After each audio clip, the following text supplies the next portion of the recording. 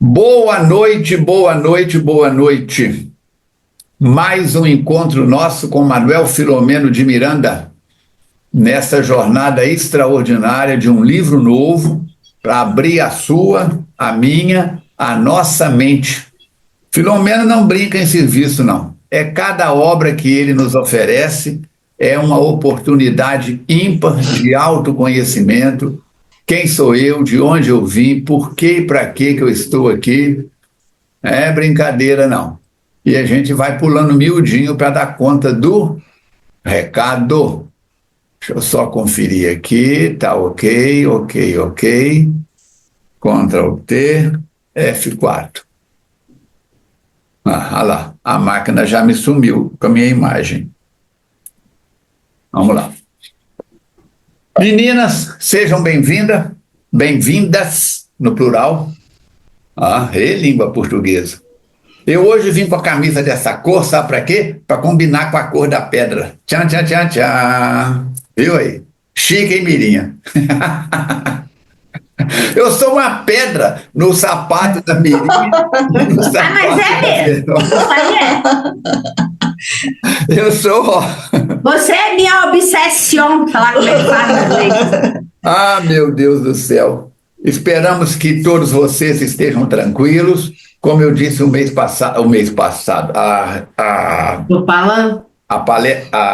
encontro passado, as suas influências, Mirinha.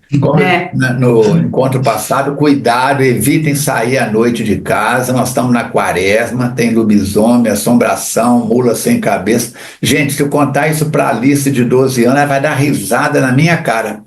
Em compensação, a avó Chica contava essas coisas para a gente e a gente ficava deitado.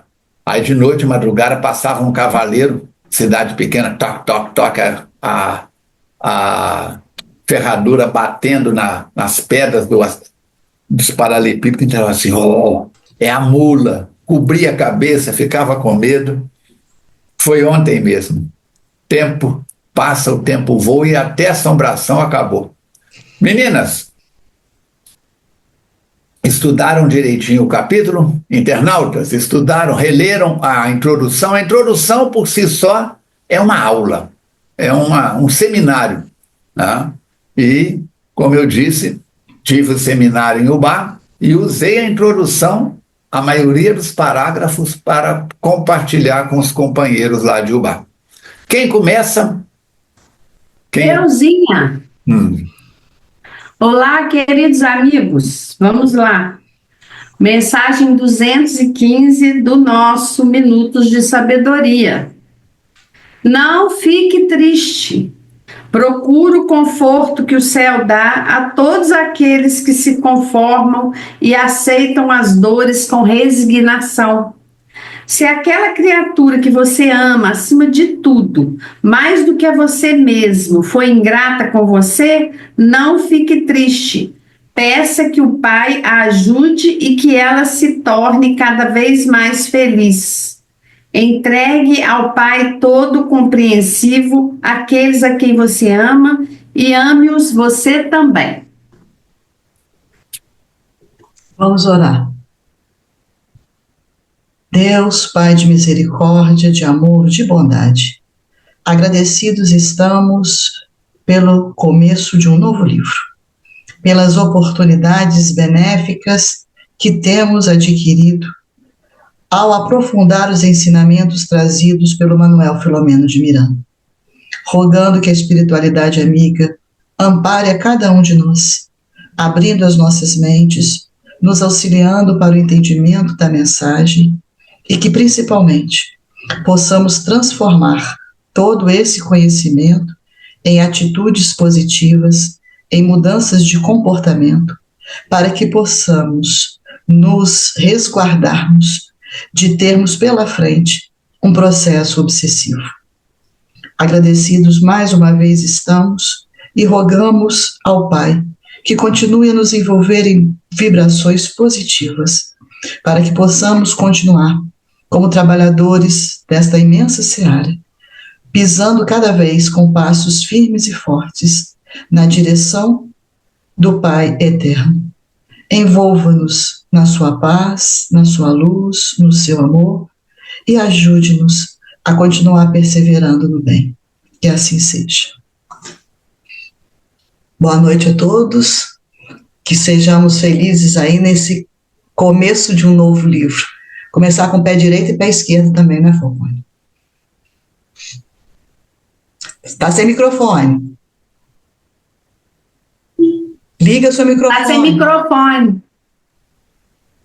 É isso aí, Verônica. Eu tive programa na Rádio Solar AM 26 anos. E eu sempre falava isso, com o pé direito e pé esquerdo, que ninguém é saci pererê. É isso aí. Muito bem. Mirinha?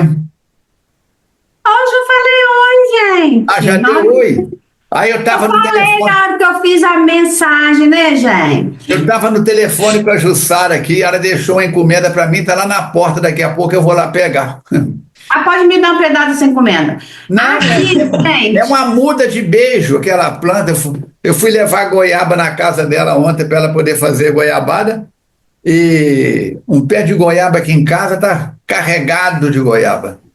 Se vocês quiserem, eu levo para vocês hoje à noite. Pode levar quinta-feira, mas leva uma só, porque goiaba prende destino, né, gente? A gente tem que tomar cuidado.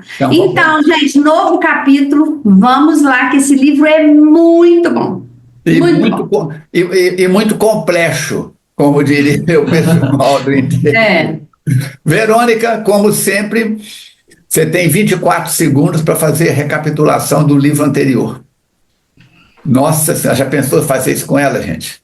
Nossa Senhora, não dá. Nós não vamos fazer recapitulação da introdução, porque por si só ela já se apresenta. Então vamos entrar direto, erro e punição. Tá? Vou colocar isso em linguagem mineira. Olha para mim. Cochilou, cachimbo cai. Tá? Gente, não é castigo, não existe castigo na lei de Deus. Não tem. A palavra punição aí seria assim: erro e consequência. Ele está colocando punição, que é para chamar a sua, a minha, a nossa atenção. Começa Filomeno dizendo assim: em nossas reuniões habituais com amigos afeiçoados ao dever, não poucas vezes direcionamos as conversações para as questões que dizem respeito à justiça divina. E a justiça divina, assunto palpitante que a todos nos interessa. Claro, eu disse a semana passada que quem quiser saber mais, leia o livro de Emmanuel com esse título, Justiça Divina. Erro e punição, culpa e castigo, dolo e cobrança fazem parte dos temas que reservamos para análise e debate, considerando que o processo de evolução de cada indivíduo em particular e da coletividade em geral. Muito interessado na problemática obsessiva, ele e nós também, que atuamos na mediunidade. Para vocês terem uma base, a Verônica Mirinha e eu já estudamos este livro em grupos de estudos na FEAC 3, 4 vezes. 3, 4 vezes. Os livros que nós trazemos aqui do Filomeno, todos eles já foram estudados na FEAC 3, 4 vezes. E quem faz os estudos nessa área, além de outros companheiros, mas é a Verônica que coordena grupo de estudos, é a Mirinha que coordena grupo de estudos. No princípio era eu e a Cátia que coordenávamos no princípio da FEAC. Então, a situação é delicada. O processo de evolução de cada indivíduo e da coletividade em geral é o mesmo. A lei que rege rege o grupo, rege a humanidade. Muito interessado nessa problemática, então, chama-me a atenção a grave interferência dos desencarnados no comportamento dos homens. Questão 4, 5, 9 do Livro dos Espíritos. As manchetes sensacionalistas e estarrecedoras apresentadas pelos periódicos da grande imprensa e o perturbador noticiário da mídia televisiva, com espalhafato e pavor, revelando algumas expressões de sadomasoquismo dos seus divulgadores na maneira de apresentar as tragédias e as desgraças da atualidade. A gente vê isso toda hora. Infelizmente, eu digo, parem de assistir telejornal de qualquer canal de televisão.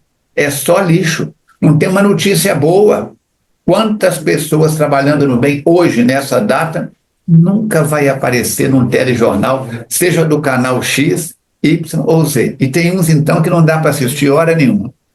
Os comentários em torno da violência, gerando mais indignação e revolta do que propondo soluções, vem me despertando crescente sentimento de consternação pelas criaturas, acrescido do lamentável desconhecimento das várias psicopatologias de que são vítimas, assim como das obsessões que se fazem servas. Lembra do livro lá atrás que o Fernando Emílio, como médico, nós convidamos ele por causa da terminologia da medicina ocidental? Eu tenho formação, mas em medicina oriental.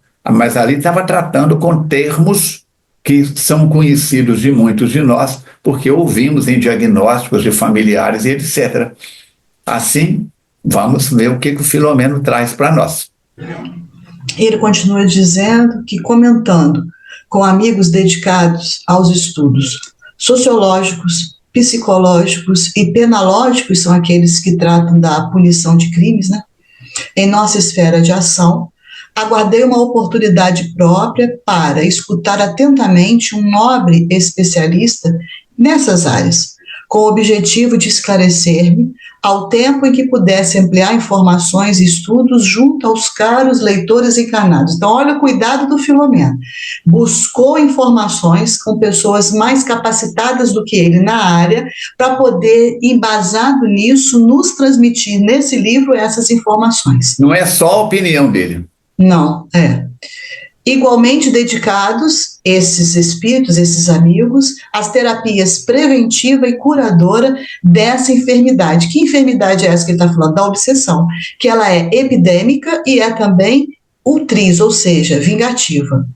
Nesse estado de espírito, oportunamente fui convidado, então já que ele estava com esse pensamento de elaborar esse livro, de trazer essa temática, oportunamente ele foi convidado por um servidor da comunidade para um encontro íntimo. Com quem? Com o doutor Bezerra de Menezes.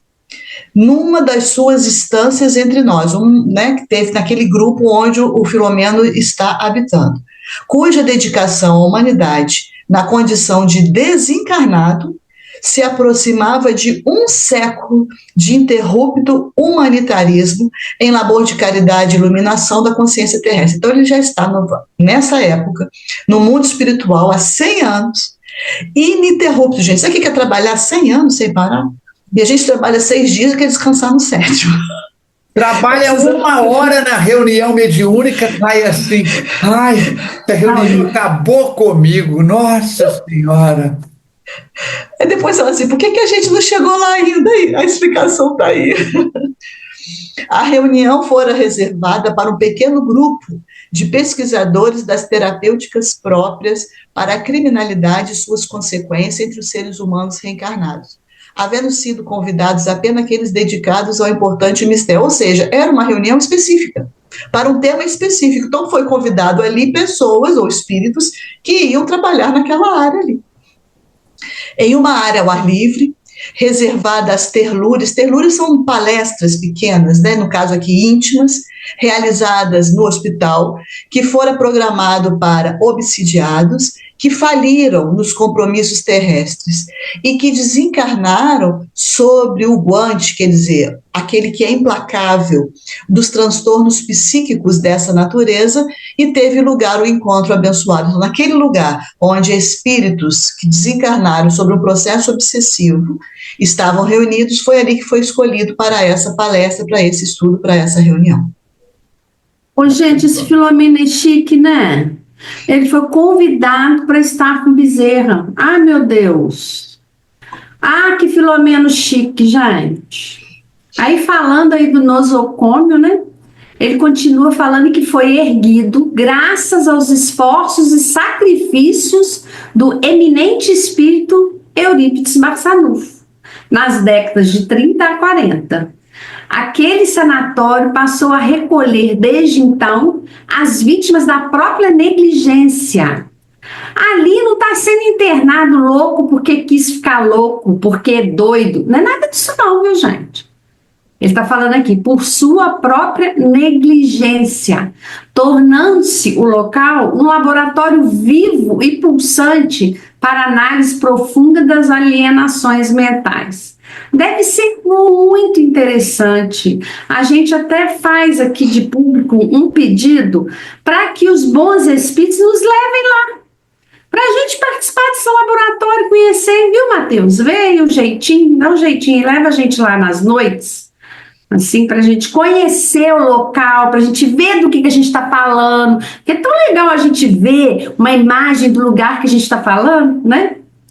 O missionário sacramentano, que é quem? Eurípides, havia constatado ser expressivo o número de almas falidas nos compromissos relevantes, após haverem recebido as luzes do Consolador e que retornavam à pátria espiritual em lamentável estado de desequilíbrio. Quer dizer, receberam a missão de trabalhar, né?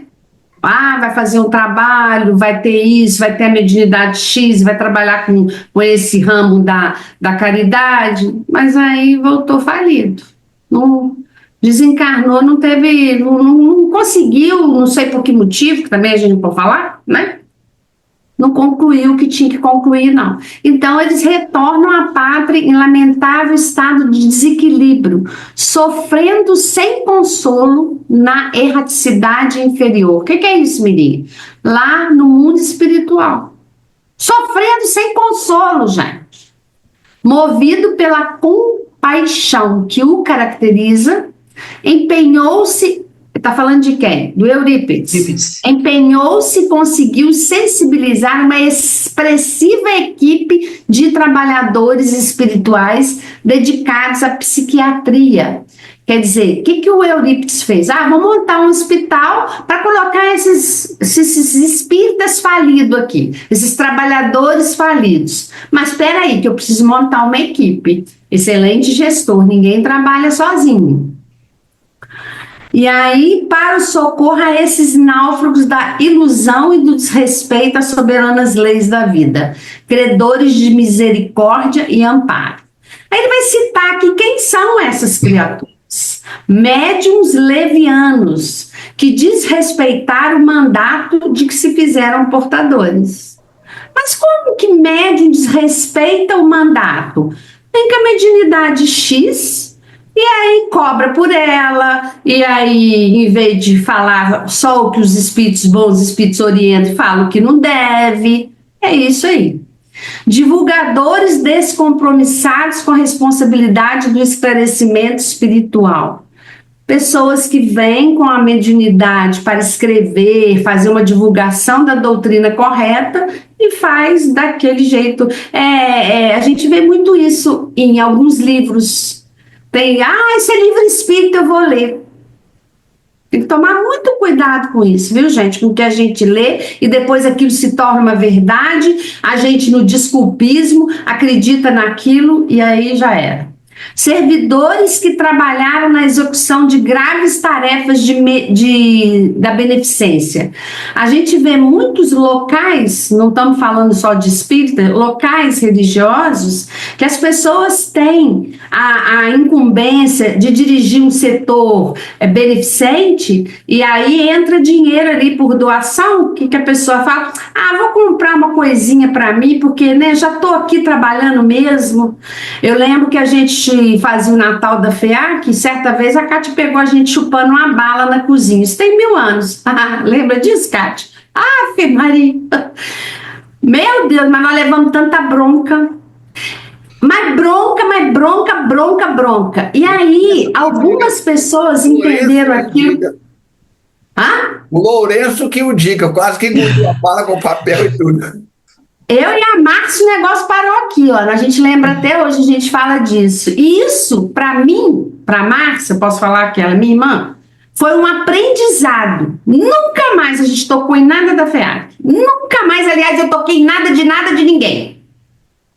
Outras pessoas tomaram aquilo como braveza, como isso, como aquilo. A forma de ensinar a gente, só a Cátia mesmo sabia fazer. E aí escritores equipados de instrumentos culturais que deveriam plasmar imagens dignificadoras e descambaram para as discussões estéreis e as agressões injustificáveis. Corações que se responsabilizaram pela edificação da honra em si mesmo, abraçando a fé renovadora e delinquiram. Não é fácil, gente, porque isso aqui fala do meu caráter. Fala do caráter da criatura, do trabalhador.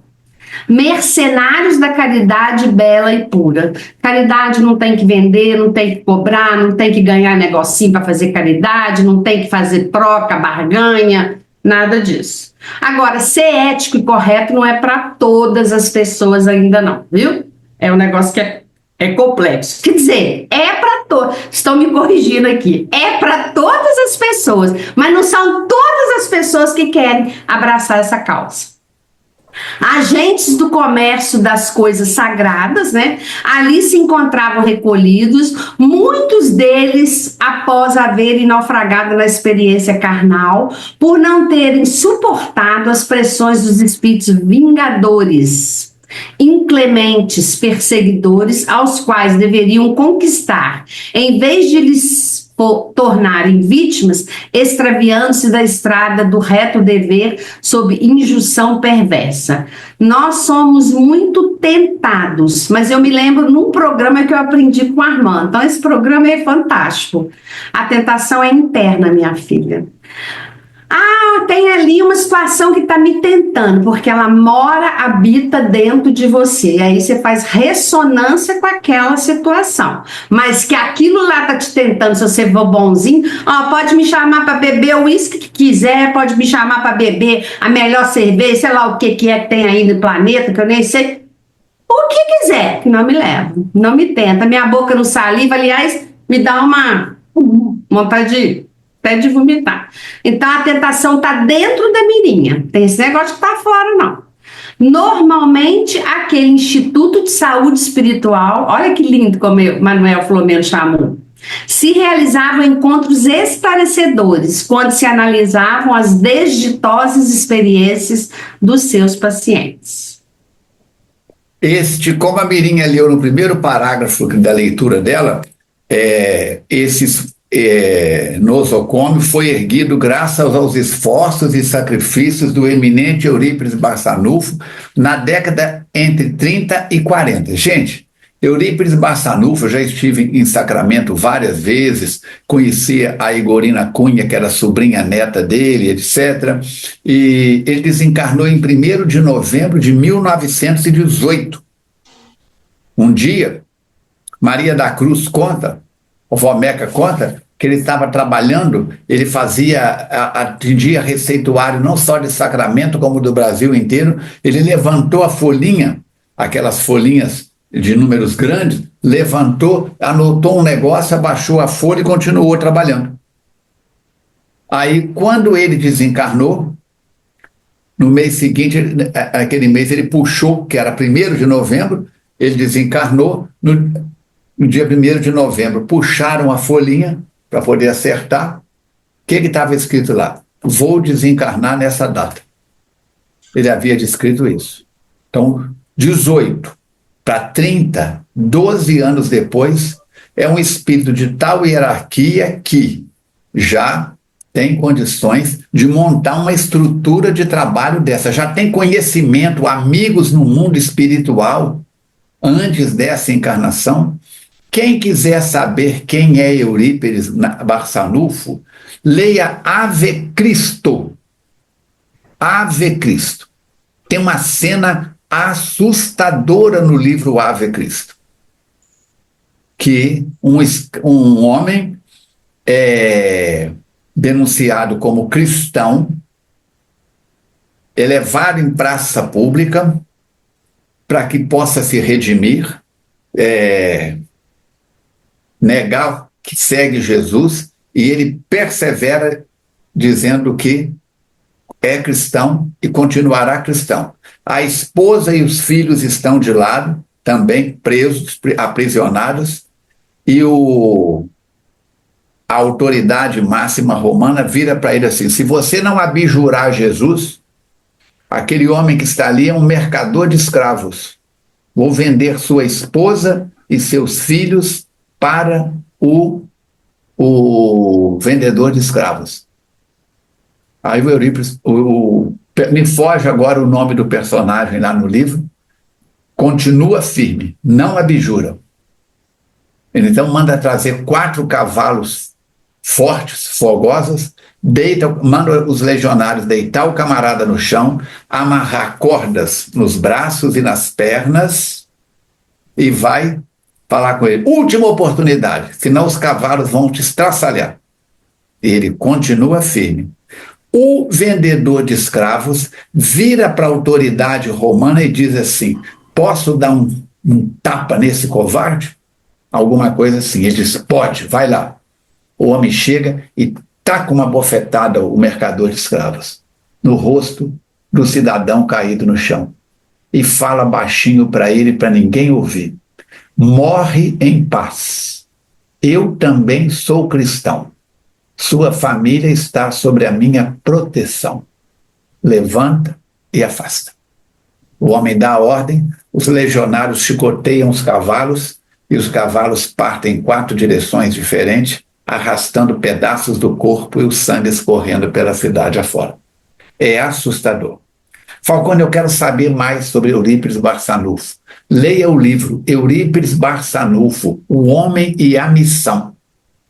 É extraordinário. Conta a história dele todinha. Tem fotografias, e tendo oportunidade, se for fazer o circuito espírita ali de Sacramento, Araxá, Peirópolis, onde o Langerton Cunha, meu compadre, morava, e Uberaba, etc., visita lá Sacramento e visita o Colégio Allan Kardec que ele fundou.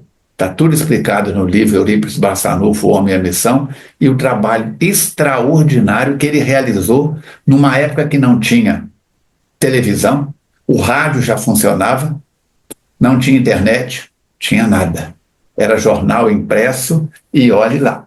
Então, estou abrindo esse parágrafo porque Kátia e eu fomos muitas vezes a Uberaba, mas muitas vezes, durante vários anos seguidos, e tivemos a oportunidade de conviver com a Igorina, com a irmã dela e uma série de outras situações. Mas vamos em frente porque vamos voltar o foco para aqui.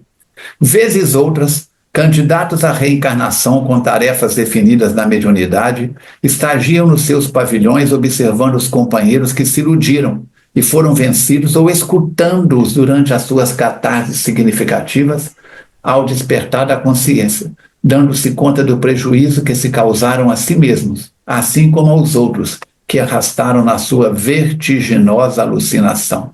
Como é que é, Falcone? Um médium perturbado perturba muita gente. Presta atenção, anota essa frase aí. Um médium perturbado, vírgula, perturba muita gente. Mateus Fraga fala isso com frequência. Foi, portanto, em agradável recanto arborizado, em noite transparente coroada de estrelas, clareada por diáfana e ignota luz, que ouvimos o apóstolo da caridade entretecendo considerações em torno do erro e da punição, que logo segue. Livre a semeadura, obrigatória a colheita. A Jussara deixou lá fora para mim, muda de beijos. A hora que passar a palavra para a Verônica, eu vou lá fora pegar a muda antes que alguém passe, se já não passou, e catou. Se catou, ela prepara mais. Então, se plantar beijo, vai colher beijo. Se eu plantar urtiga, vai colher urtiga. E olha que urtiga, não estou falando mal dela não, tá? É uma excelente planta medicinal. Eu uso muito no meu consultório. Já conhecido e partícipe de outros cometimentos, fui recebido com o seu proverbial carinho e eloquente sabedoria que sucederam com os demais membros do grupo. Atencioso. Verônica, eu deixo a palavra com você e vou lá fora pegar a minha muda de beijo. Tomara que esteja lá. Após breves instantes de saudações afetuosas e palavras introdutórias a respeito do tema, o venerável mentor, o Bezerra de Menezes, ele elucidou. Então, ele começa a explicar para aquele grupo que está ali sobre essa temática. A problemática do comportamento moral do ser humano encontra-se relacionada com o seu nível de progresso espiritual. Porque não dá para alguém ter um comportamento equilibrado e superior se o seu nível de progresso ainda é inferior. Isso vai acompanhando o progresso do espírito. Por essa razão, Jesus acentuou que mais se pedirá àquele a quem mais se deu, considerando-se o grau de responsabilidade pessoal em razão dos fatores predisponentes e preponderantes para a conduta. Cada um, então, vai responder de acordo com o seu nível de conhecimento.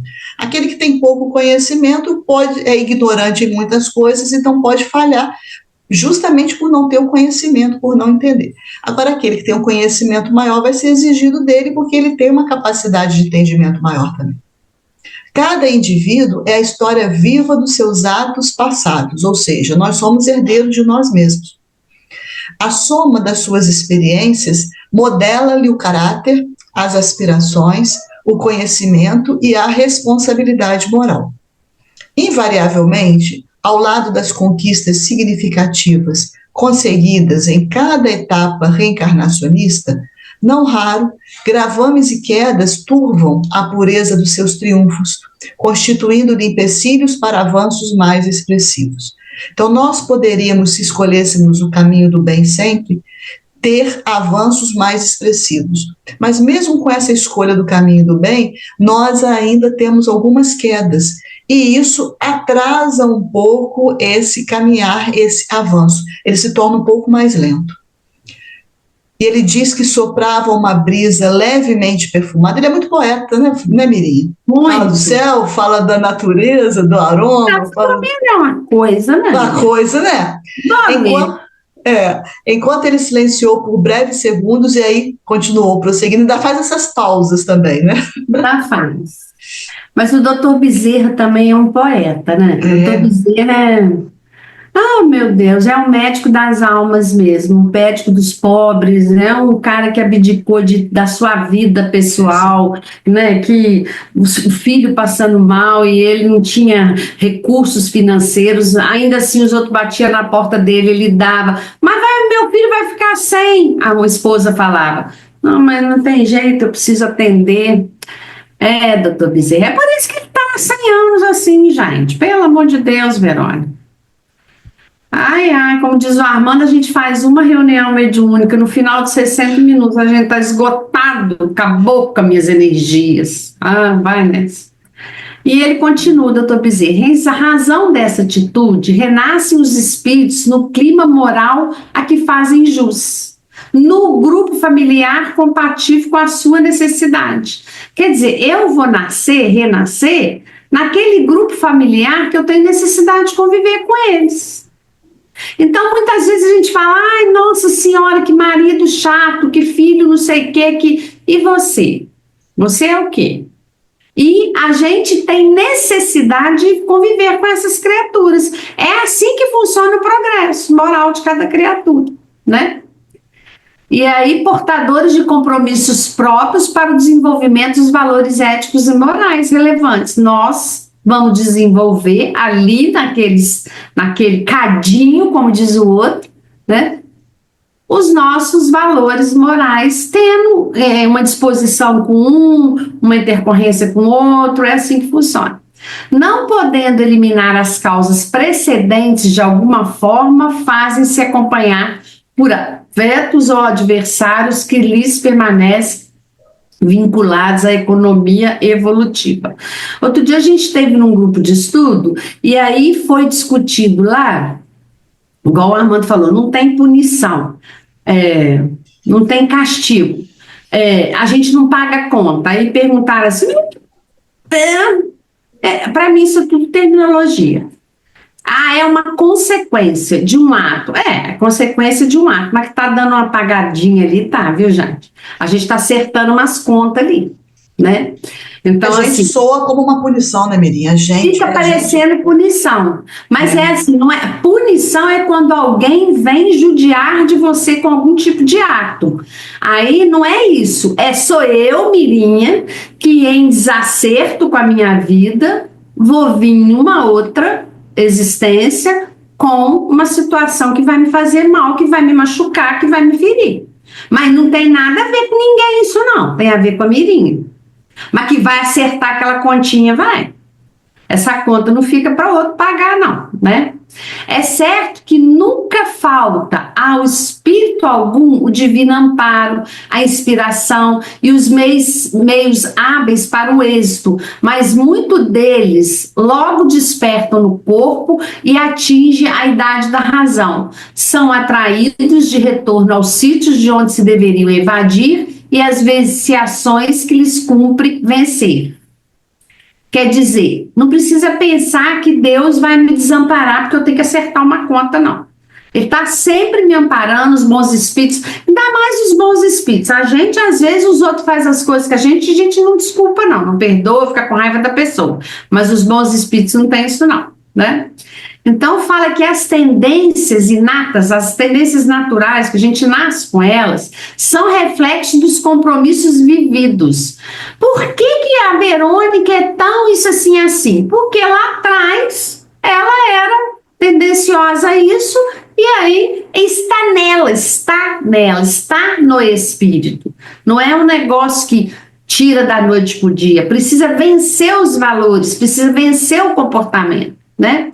Então, essas tendências impelem para as condutas que lhes parecem mais agradáveis e que não lhes exigem esforço para superar.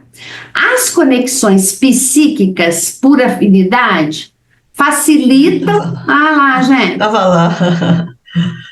Viu? Comecei o dia ganhando beijos, mas em forma de...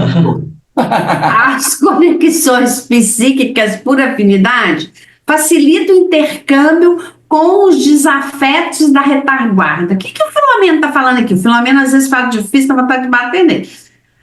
As conexões psíquicas, as conexões que eu faço pelo pensamento, pelo meu psiquismo, através da minha energia, eu faço uma conexão com a Verônica. Por quê? Porque a gente tem afinidade. A gente tem afinidade. Aí vai facilitar o meu intercâmbio com ela. Mas vai facilitar também o meu intercâmbio com uma criatura, um espírito que está solto por aí, querendo fazer fofoca, fazer maldade. Se eu tenho essa energia em mim.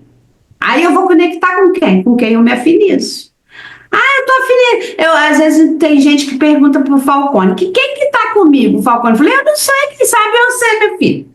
Você que sabe os seus pensamentos, seu comportamento. Eu mesmo falo, mano, com quem que eu tô? O senhor não fala, não sei não. Danado, ele sabe, mas ele não fala.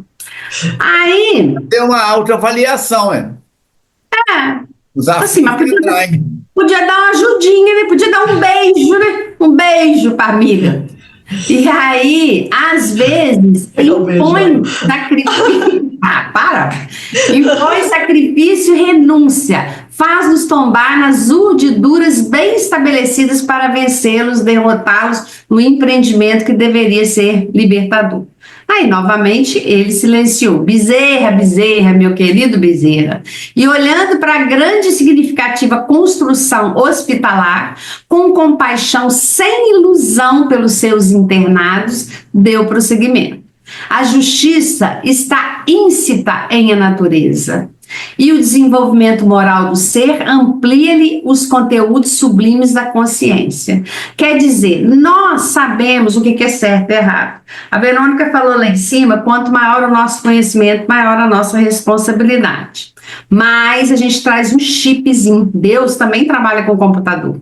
Aí pôs na gente um chipzinho. Então, na nossa consciência... Já viu quando você deita assim e fala, respondi mal para Verônica. Não sei se vocês têm isso. Eu, na hora que deito, tem hora que eu não quero nem deitar, porque eu sei que o negócio vai pular em mim. Então, Deus colocou o chip da consciência em cada um de nós. A gente usa ela se a gente quiser ou não. A aplicação dos códigos da justiça na Terra vem se dando conforme o grau de responsabilidade humana e o seu aprimoramento moral. Das grotescas e impiedosas punições do barbarismo e da Idade Média para hoje, a moderna visão da ciência, da penologia, que é aquilo que a Verônica falou, que é a gestão das punições e crimes. houve uma identificação maior da mente humana com a justiça divina, lentamente incorporada aos códigos legais terrestres. Quer dizer, já melhorou, algumas situações legais já tem alguma conexão com uma legislação divina, mas assim, é intuição, é inspiração para quem escreve essas leis. Ainda se está longe de uma justiça saudável e igualitária para todos. Porém, já se pensa em diretrizes humanitárias a serem utilizadas, dignificando o delinquente antes que apenas o punido. Né? Isso porque o conceito sobre a justiça de Deus, mediante a evolução do pensamento e da consciência, elimina a arbitrariedade e a crueldade que lhe eram atribuídas, a fim de apresentá-lo como misericórdia. Apresentar quem como misericórdia? Jesus. E amor, que oferece métodos de reeducação construtiva e terapêutica para todos os males, conforme se detecta na conscientização atual da doutrina da reencarnação. Há poucos dias nós vimos nas redes sociais um homem que estava dormindo, morador de rua, alguém atirou um fogo nele e por concessão divina ele conseguiu sair, está hospitalizado, mas está conversando tudo direitinho. Na hora que eu fui fazer uma oração para essa situação, me veio mais orar por essa criatura que julgou o fogo, porque ele tem o viés da crueldade, ele ainda não encontrou Jesus, ele ainda não está vendo a possibilidade de ser feliz com o outro e para o outro.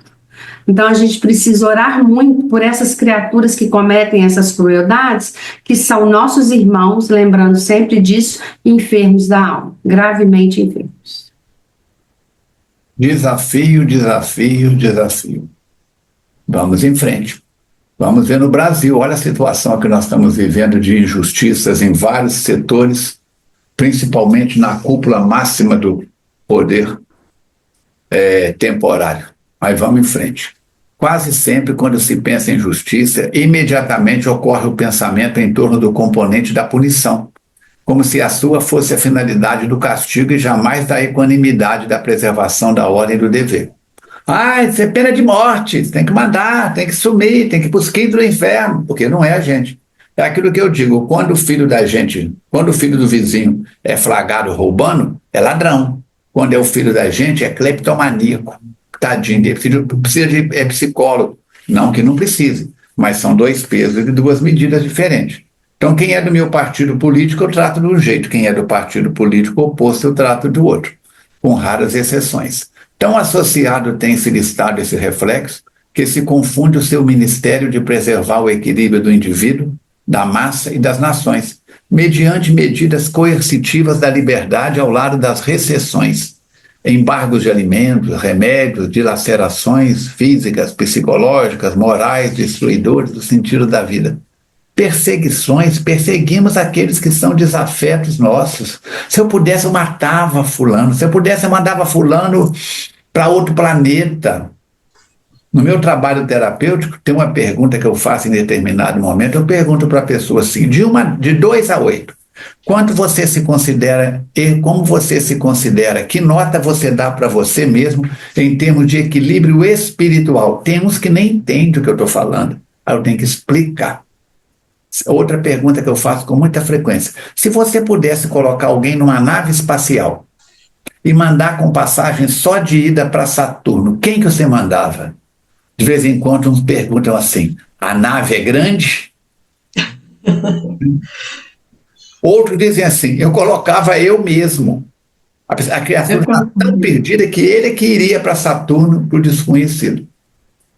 Um estudo profundo à luz da psicologia faculta identificar-se no delinquente um enfermo emocional. A Mirinha acabou de citar o exemplo. O homem é morador de rua, está numa situação social delicada. Aí vem alguém que não é morador de rua, ou pode ser até outro morador de rua, colega dele por rivalidade, seja lá o que for, e põe fogo. Quem que é o mais doente? Um é doente social. O outro é doente mental, emocional e espiritual. É diferente. Culpa, remorso, desarmonia interior, Ele está dizendo ainda aí, um estudo profundo à luz da psicologia faculta identificar o delinquente com enfermo emocional, cujas raízes do desequilíbrio se encontram nas experiências transatas da existência. Evangelho segundo o Espiritismo, capítulo 6 e capítulo 5, itens 6 a 10. Culpa, remorso, desarmonia interior, desamor, que foram vivenciados, reflete-se em forma de comportamentos transtornados e atitudes infelizes, que desbordam nas várias expressões do crime. Quem sou eu? Se fui uma pessoa calma nas últimas reencarnações, trago essa calma na reencarnação presente. Se fui uma peste, trago a peste. Trago a peste. Consequentemente, assistência específica na mesma área psicológica deveria ser utilizada para recuperar o paciente infeliz e conceder-lhe o direito de reabilitação ao resgate do erro perante a vítima e a sociedade. Se as nossas prisões fossem escolas reeducativas, não precisaríamos da pena de morte. A pessoa seria reabilitado, mas infelizmente ainda não são. Chegará o dia que sim. Pensativo, como se estivesse melhor organizando meus pensamentos, atitudes e tudo mais, o que acontece?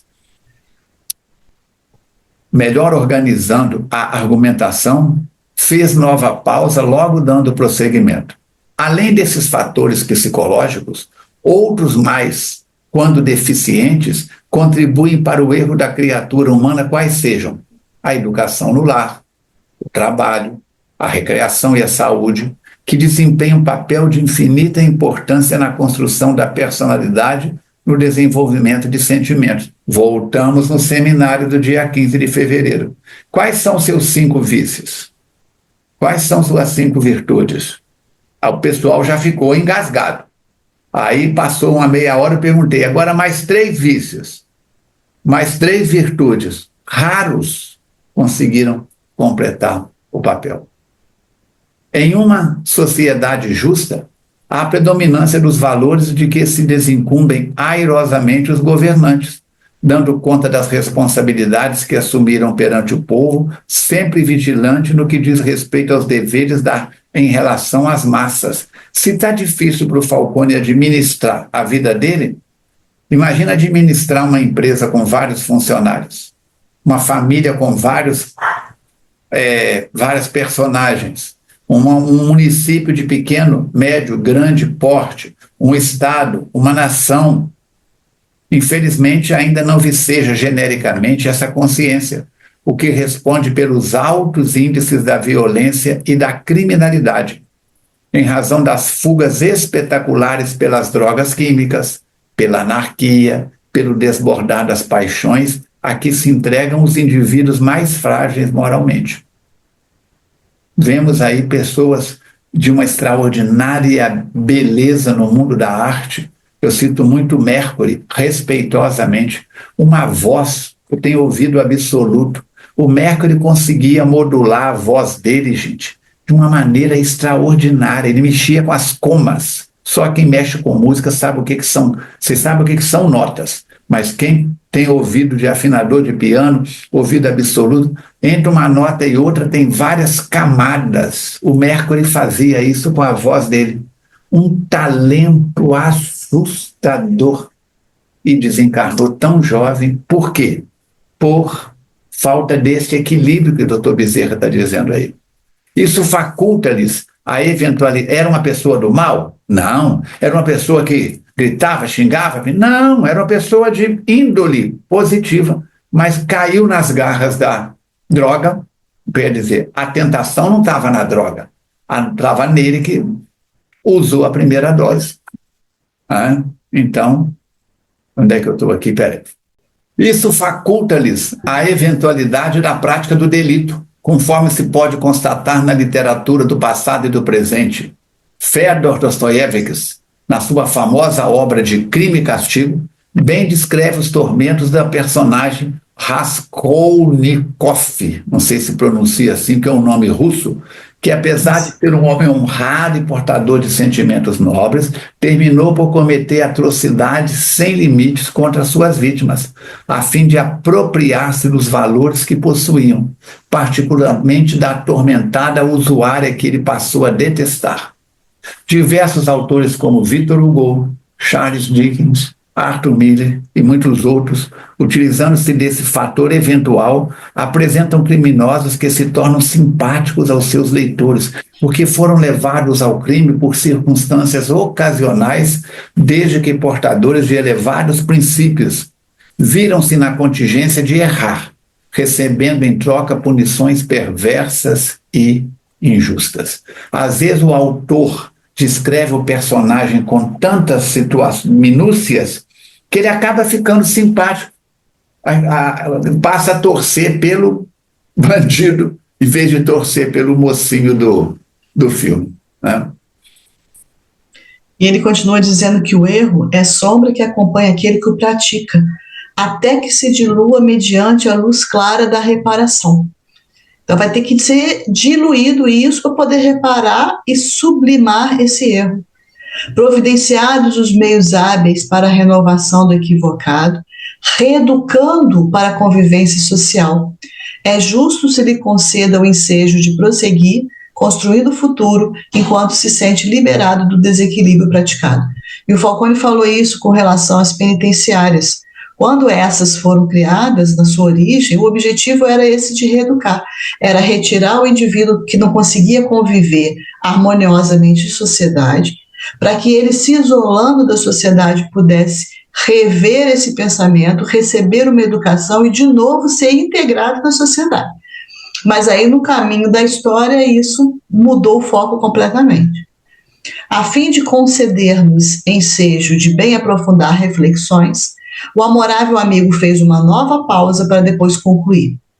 Dia virá em que os estudiosos do comportamento criminoso da criatura humana perceberão, além desses fatores que levam à delinquência, um outro muito mais grave e sutil, que necessita de profundos estudos, a fim de que se criem novos códigos de justiça para os infratores colhidos por essa incidência. Ele está se referindo aqui à obsessão. Quando espíritos adversários, desejando interromper-lhes a marcha evolutiva, induzem-nos à prática de delitos de toda ordem, tornando-se coautores de incontáveis agressões criminosas que muitas vezes redundam em acontecimentos infaustos e irreversíveis. A criatura tem a responsabilidade dela? Tem. Mas ela também está agindo sobre a ação de um outro espírito que está coagindo a fazer o que ele está fazendo. Trabalhando lentamente o campo mental das vítimas com as quais se hospedam psiquicamente, terminam por inspirar-lhes sentimentos vis, armando-as contra aqueles que, por uma ou outra circunstância, se lhes tornam inimigos, com ou sem razão. Transformando-se em adversários incansáveis, obstinadamente as perseguem ou as enfrentam em combates de violência que terminam em tragédias. Sob outro aspecto, esses espíritos utilizam-se daqueles com os quais têm sintonia mental e moral, a Mirinha comentou isso, para se desforçarem de quem os prejudicou anteriormente e que agora não são alcançados pela sua sordidez nem perversidade, praticando homicídios espirituais hediondos. As obsessões nessa área são muito expressivas. Seria o caso de examinar-se se a personagem de Dostoiévski não teria sido vítima de algum adversário desencarnado pessoal ou se não houvera conseguido sintonizar com aqueles que se compraziam em odiar todos quantos lhe tombaram nas cruas perversidades. Então, é um olhar além daquilo que a ciência médica está estudando. Precisa ter esse componente, precisa desse componente para poder compreender um pouco mais todo esse processo. Agora, tem uma coisa, Verônica, o dia que a mediunidade tornar-se algo mais comum, compreensivo de todos, muitas pessoas vão pintar e bordar e na hora do júri vão dizer assim, mas o advogado vai dizer, mas o meu cliente estava sob a ação de espíritos obsessores. vão transferir para o mundo espiritual, como acontece no movimento espírita, né? Ah, eu fiz isso, mas porque eu estava sob a ação de espíritos obsessores. Aí vem o seu Abel Gomes e diz que não são obsessores, são convidados. São convidados. Não tem como se eximir da responsabilidade, né? A mediunidade do Chico Xavier fez um trabalho inverso. Tem casos de pessoas que foram absolvidas no júri por causa de psicografias do Chico, que sem conhecer a família, sem ter contato com ninguém, recebe o espírito que desencarnou, dizendo que o colega atirou sem querer, que foi um acidente, né? Foi usado como peças de defesa do cliente num padrão moral. Mas quando isso se tornar mais comum na sociedade, vai ter gente, eu mato 50 e falo, tinha 30 obsessores atrás de mim. Adolfo Hitler com os coronéis da SS estavam todos atrás de mim, para poder diminuir a pena. O ser humano acha escapatória em tudo, mas vamos em frente. É o desculpismo. Lembra do desculpismo da Joana? Cuidado com o desculpismo. Não, temos falado tanto isso, né, Mirinha? E nós temos falado muito isso. Nós estamos falando nisso nas reuniões de esclarecedores, reuniões mediúnicas. Cuidado com o desculpismo. Quando eu me desculpo, eu não me analiso, eu não me vejo falido, eu não me vejo em erro, em imperfeição. Aí, meu filho, eu acho que eu sou a última bolacha do pacote. Além do mais, Mirinha, no meu caso em especial, eu sou especial, entendeu? Uhum. O dia que eu desencarnar, Mirinha, pode fechar as portas da FEAC. Nunca mais será a mesma FEAC. Ao nariz. O pior é que eu estou falando isso teatralmente, mas tem muito dirigente de centro espírita, tem muito médium, muita média, né? Não é médium, não é. O médium é comum. Fulano é média. É? Vamos pôr café com leite nela, então. Mas tem muita gente que fala isso com convicção. Essa casa sou eu. O dia que eu desencarnar, pode fechar as portas e jogar a casa no chão. Coitadinho deles. Perguntaram para Divaldo várias vezes: Divaldo, você será o substituto de Chico Xavier?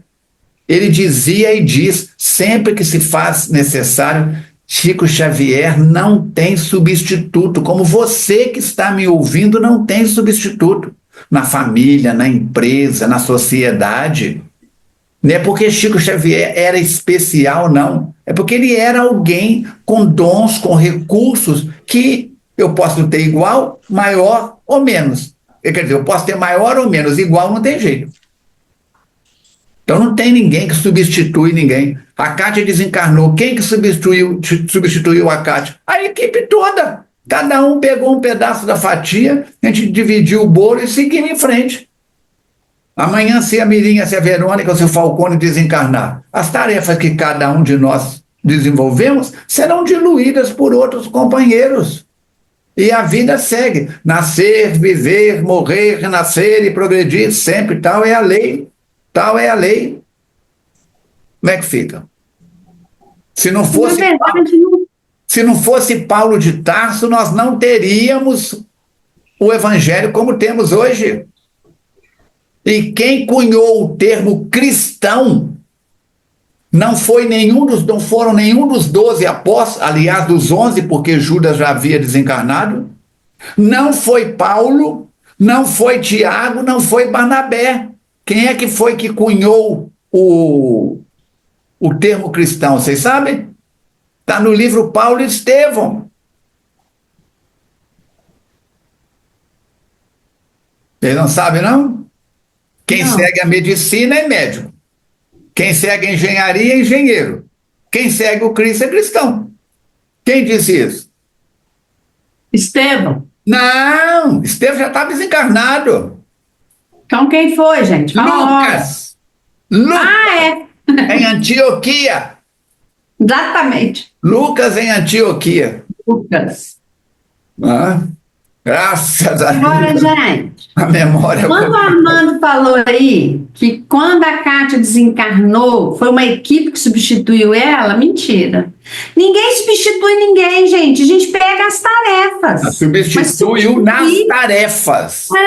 Não tem esse negócio de substituir. As tarefas da Kátia foram o quê? Diluídas. Distribuídas, mas aí são tarefas, não são pessoas. Não tem negócio de substituir, nem de ser insubstituível. A vida continua, Senhor Jesus. Para com essas bobagens. Agora, você pensa bem o agradecimento daquele homem amarrado nos 4 cavalos, quando toma aquela bofetada do comerciante de escravos e fica sabendo, morre, desencarna, que a esposa dele e os filhos estão sob a proteção de um irmão de crença. Ele estava tranquilo. Joana de Cusa, amarrada no poste, e o filho disse para ela: mãe, abjura. Agora, como é que ele desencarnou mais aliviado? As suas dores, as minhas dores, as nossas dores não são punição. Aqui, ó. Erros nós cometemos. Na PNL a gente fala que não tem erro. Tem resultados diferentes. Aprendizagem. Então, aprendizagens inconvenientes geram o quê? Resultados diferentes na lei de ação e reação. Essa punição aqui é a justiça que é para todos. É para o Papa. É para o cantor mais famoso. Foi para Allan Kardec, para Moisés. É para você, é para mim. Não existem privilegiados, escolhidos. Está lá The Chosen, os escolhidos. Aqueles que se fizeram escolhidos. Quem tinha olhos de ver era Jesus, não era você nem eu. Vamos em frente. Bezerra continua, para finalizar, que o erro em si mesmo gera um clima psíquico nefasto, que atrai espíritos semelhantes ao que se compromete moralmente, passando a manter sistemática sintonia e comércio emocional continuado. É aquele que nós falamos da sintonia. A gente sintoniza com quem? O que está dentro de nós. É o que está dentro de nós, O castigo geral aplicado a todos quantos se fazem vítimas da criminalidade, sem diferença de situação ou conteúdo espiritual, torna-se injusto e mesmo odiento, transferindo-se para o mundo espiritual os efeitos desses conúbios desastrosos. A gente está em companhia de alguém que não deve. Quando desencarnar, se a gente não resolver isso, vamos junto. Aí a gente faz lá um bando, sei lá o quê, uma quadrilha, mas nós vamos junto, viu, gente? Tem jeito não. O ideal é que a gente se desfaça dessas situações que a gente se coloca nelas de uma vez. E depois nós vamos ter que entrar na fila da reencarnação de novo. Ai, minha nossa, só quando eu penso que eu vou ter... Eu não penso que eu tenho que desencarnar, eu penso que eu tenho que entrar na fila de novo. Mirinha, toma juízo, minha filha. Que a fila tá enorme. Tá pior do que fila para pegar a abadá de carnaval. Tá enorme a fila. Então eu vou ter que entrar nela de novo. E aí quem vai querer vir pai e mãe da Mirinha? Porque também não é boa bisca, né? Todo mundo que quer. Entende? Ah, minha nossa senhora, vamos resolver isso. Armando, já resolve aí pra você ser meu pai, Verônica, minha mãe, porque eu vou te falar, o negócio, a situação não tá boa pro meu lado, entendeu? Então já você que é minha família. E você quer que eu e a Verônica te recebemos como filha para poder te dar umas palmadas no bumbum? O que é? Não, negócio de palmada você não vai precisar dar, não, porque também a psicologia não deixa. Mas, Armando, você vai me ajudar, que você é meu amigo, a Verônica. Depois não sei se alguém vai querer me receber. Aí eu e a Verônica é a nossa última reencarnação no planeta Terra. Nós vamos lá para o planeta para onde estão sendo levados como o primitivo. Você vai ficar. Você tem certeza que vai reencarnar mas a Verônica ainda está em dúvida. Eu tenho certeza absoluta que vou reencarnar no planeta de regeneração e a Terra, viu, gente? Eles não têm, que são cheios de pecado, mas eu sou não. Aí continua ele. A divindade, porém, vela, e as suas leis sábias alcançam inapelavelmente todos os seres da criação. Viu, gente? Tem jeito para todo mundo. Nossa, Deus é muito misericordioso, facultando o processo evolutivo mediante o qual será possível a felicidade que se anela. Nós ainda vamos alcançar a felicidade que a gente busca, mas não é essa efêmera que a gente está buscando. Ah, hoje eu quero isso, eu quero um carro zero, eu quero uma casa tal, eu quero morar não sei aonde, eu quero viajar. Isso aí até pode, porque ninguém falou que não pode. Mas não é isso que você tem que buscar. Você tem que buscar a paz interior, é vencer a si mesmo. Isso é felicidade. Ó, quando eu venci aquela obsessão que eu falei com vocês, eu tô outra pessoa, eu tô feliz. Agora eu fico assim, meu Deus, que dia que vai pegar outra, Senhor? A hora que pegar outra, tem que vencer outra. É assim, vamos pra frente, gente. Não pode ficar parado, estacionado lá atrás, entendeu? Cuidemos-nos de nos preservar do mal. A frase está aí, ó. Cuidemos-nos de... Tô falando para Mirinha. Esse estudo é para Mirinha, viu, gente? Porque os dois aí já vão para Órion, sei lá para onde. Vai. Suplicando o divino socorro, conforme propôs o incomparável mestre na sua oração dominical, Pai nosso que estais no céu, né? Buscando-lhe o amparo e a inspiração, a fim de podermos transitar com equilíbrio pelos difíceis caminhos da ascensão espiritual. Ninguém falou que é fácil. Para ascender, a gente precisa passar por um caminho espinhoso. Nossa Senhora, mas tem que ser assim? Vai ser como, criatura? Se nós estamos em evolução, se ainda estamos na escala espírita, nos espíritos imperfeitos. Silenciou o bondoso amigo, deixando-nos material expressivo para reflexão. Para muita reflexão, muita mesmo. A gente só não reflete se a gente não quiser. Não é fácil, não. Então, vamos enfrentar-nos. E sobrou para mim a última frase do capítulo. Despedindo-se momentaneamente, prometeu dar prosseguimento ao tema fascinante que é a obsessão, nesse aspecto quase desconhecida. Só um minutinho só. Pronto, resolvido. E assim, o que nós ficamos? Vamos aguardar. É o próximo capítulo. Agora, leia, é aquilo que a orientação de Mateus para os grupos de estudos. Nós temos 36 frentes de estudos na FEAC. Desde grupos presenciais, que são a maioria, temos uns 4 grupos online, temos as reuniões mensais, que são a reunião de entes queridos na primeira terça-feira do mês, a de saúde e autoconhecimento na terceira terça-feira do mês. Estuda o tema, você já sabe qual é o tema do próximo encontro nosso, é o capítulo 2º.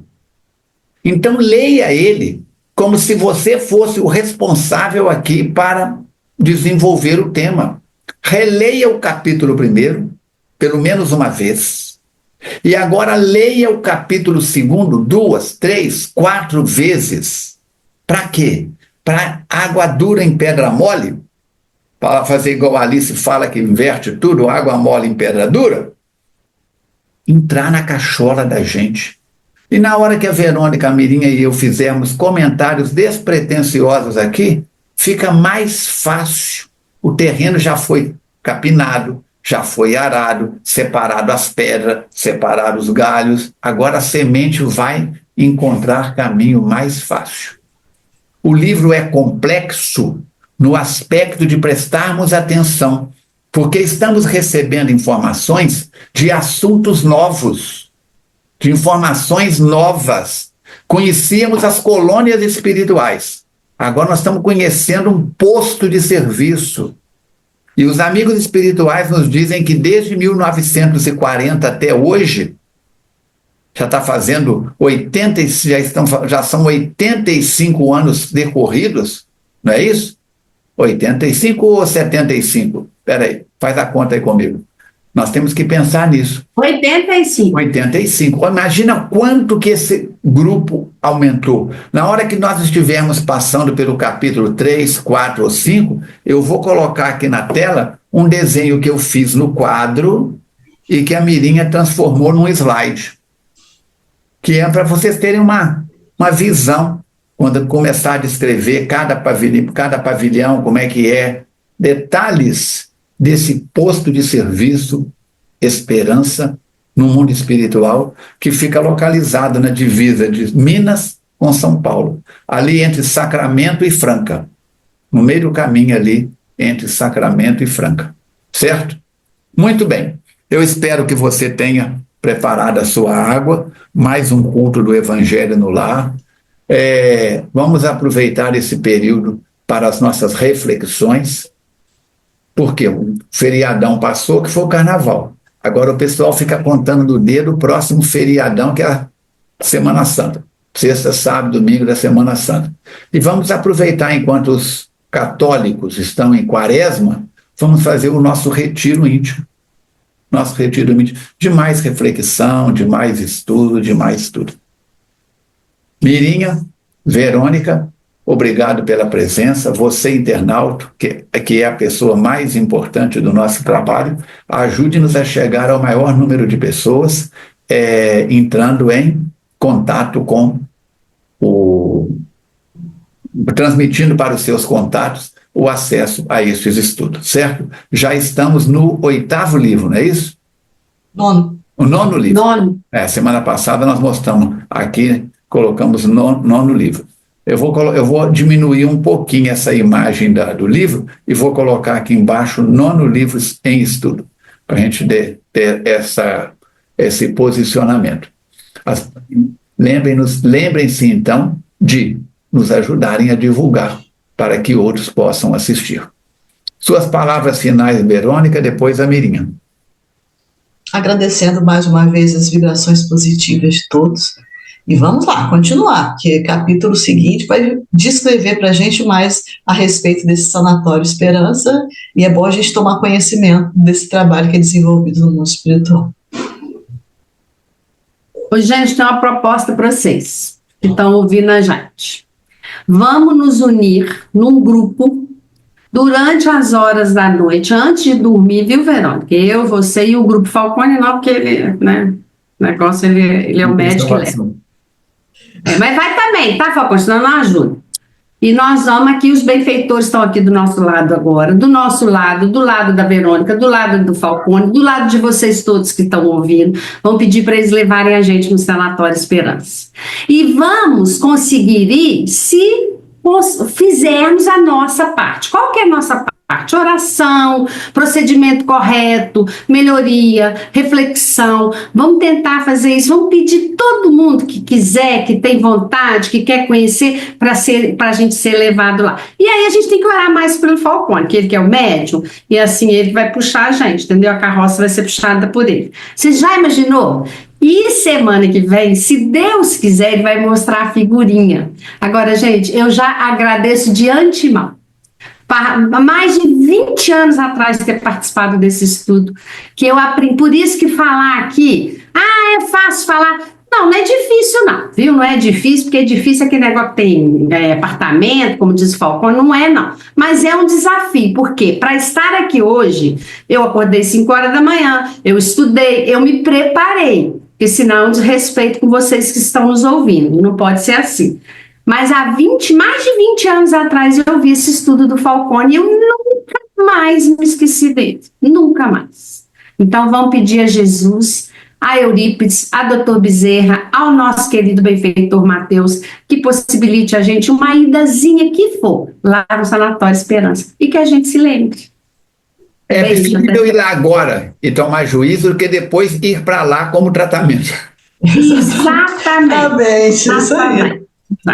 A gente vai visitar, como diz o Manuel Filomeno, o laboratório do livro que a gente está estudando. Isso. Fantástico isso, fantástico. Beijo, gente. Muito bom. Assim, nós agradecemos a sua presença, a sua participação. Agradeço a Jussara e ao Chaves nos bastidores. Agradeço a Jussara pelas mudas de beijo que ela deixou aqui na porta de casa. Depois ela... Jussara e Chaves, vocês podem ir com a gente, tá? No sanatório. Eu vou te... Ué. Eles fazem parte da equipe, Armando. Eu estou só falando que Deus seja louvado, só isso que eu falei. Louvado seja Deus. Então, obrigado aí pelas mudas e vamos que vamos, juntos e misturados. Agradeçamos dizendo, amigo e mestre, espíritos bons, que abençoam o nosso estudo, que abençoam o lar de cada internauta que acompanha conosco, seja no momento dessa quinta-feira, quando o programa vai ao ar, ou a posteriori. Abençoe a todos aqueles que já participaram, os que estão participando, os que venham a participar, e que possamos perseverar a cada semana com um novo encontro, abrindo os horizontes da nossa mente e colaborando com outros companheiros que participam. Que a sua paz se espalhe sobre Juiz de Fora, as Minas Gerais, o Brasil, o planeta Terra, o Sistema Solar, a Via Láctea. Que as bênçãos de Deus cubram a tudo e a todos, encarnados e desencarnados. Que assim seja. Encerramos assim, então, até o dia 27, se Deus quiser e Ele quer. Grande abraço a tudo e a todos.